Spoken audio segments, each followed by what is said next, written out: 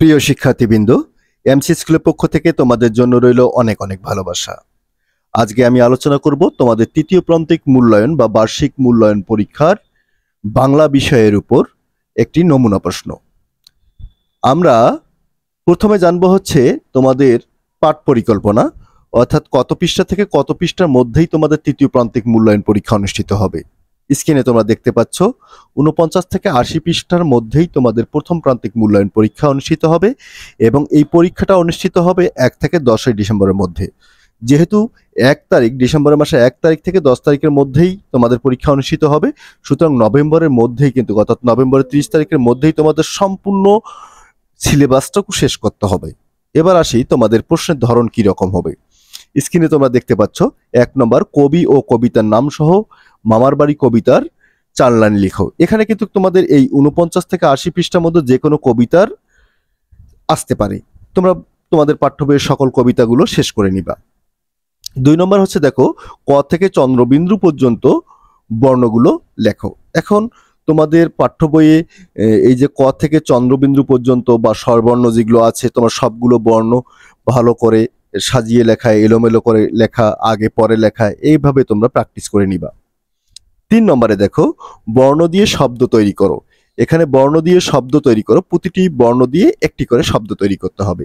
তাহলে এখানে কিছু বর্ণ দেওয়া আছে, যেমন এখানে তালবস্য, মূর্ধন্যস্ব, ক, ল, হ, এই যে বর্ণগুলো দেওয়া আছে প্রতিটি বর্ণ দিয়ে একটা করে শব্দ তোমাদের তৈরি করতে হবে।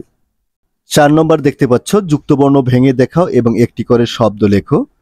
এখানে প্রতিটি যুক্তবর্ণ তোমাদেরকে ভেঙে লিখতে হবে এবং একটি করে শব্দ লিখতে হবে। এখানে তোমাদের একটু বেশি করে দেওয়া আছে, তোমরা যুক্তবর্ণ ভেঙে দেখাও এটুক লিখলেই চলবে, কিন্তু তোমাদের একটু বেশি করে শিখতে হবে কারণ পরবর্তী ক্লাসে তোমাদেরই সুবিধা হবে। ৫ নম্বরে দেখতে পাচ্ছ নিচের শব্দগুলো দিয়ে বাক্য তৈরি করো।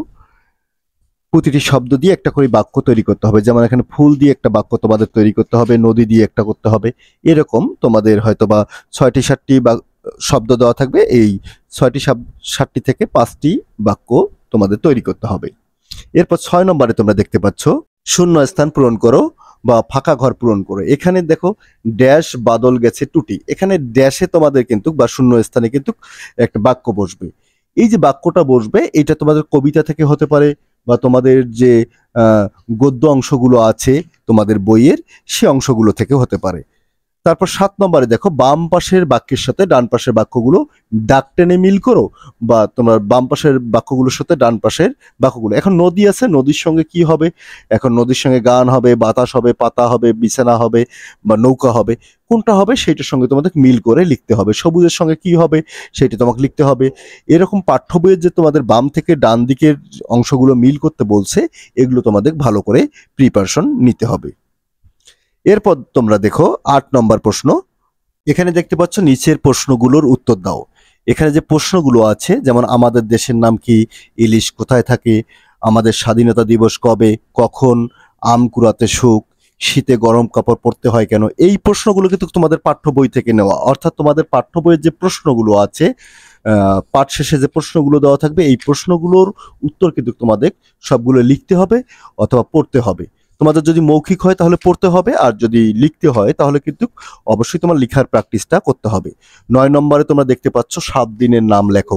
তোমাদের পাঠ্য বইয়ে কিন্তু এরকম একটি অনুচ্ছেদ আছে যে ৭ দিনের নাম নিয়ে একটা অনুচ্ছেদ আছে, এটা খুব ভালো করে পড়তে হবে এবং ৭ দিনের নামগুলো তোমাদের লিখতে হবে। এবং সর্বশেষ ১০ নম্বরে যে অংশটুকু থাকবে সেটা হচ্ছে তোমাদের পাঠ্য বইয়ের শেষে দেখবা যে একটা টেবিল দেওয়া আছে, এই টেবিলে দেওয়া আছে দেখো তোমার নিজের পরিচয় লেখো। এখানে তোমাদের নিজের পরিচয় অর্থাৎ তোমার নাম, তোমার বাবার নাম, তোমার মায়ের নাম, তারপর হচ্ছে তোমার গ্রামের নাম, তোমার থানার নাম, তোমার ডাকঘরের নাম, জেলার নাম এবং তোমার বিদ্যালয়ের নাম, এই বিষয়গুলো কিন্তু তোমাদের ভালো করে লিখতে হবে। এবং এই জন্য কি করতে হবে, তোমাদের বেশি বেশি প্র্যাকটিস করতে হবে। এই ছিল হচ্ছে তোমাদের যে তৃতীয় প্রান্তিক মূল্যায়ন পরীক্ষা বা বার্ষিক মূল্যায়ন পরীক্ষা যে নমুনা প্রশ্ন সেটি। তারপরে একটি কথা বলবো, তোমাদের পরীক্ষা কিন্তু উপজেলা থেকে সিদ্ধান্ত নেওয়া হবে যে তোমাদের পরীক্ষা লিখিত না মৌখিক হবে। যদি তোমাদের উপজেলা থেকে মৌখিক পরীক্ষার বা ক্লাস মূল্যায়ন পরীক্ষার ব্যবস্থা করে, তাহলে কিন্তু তোমাদের ক্লাস মূল্যায়ন বা মৌখিকের উপর পরীক্ষা হবে। আর যদি উপজেলা থেকে লিখিত হয় তাহলে কিন্তু তোমাদের লিখিত পরীক্ষা হবে। সুতরাং তোমাদের অবশ্যই লিখিত পরীক্ষার প্রস্তুতি নিতে হবে, এবং আমি মনে করি তোমরা সবাই বেশি বেশি করে পড়াশোনা করো এবং তোমরা সবাই ভালো রেজাল্ট করো। আজকের ক্লাসটি এই পর্যন্তই। ধন্যবাদ।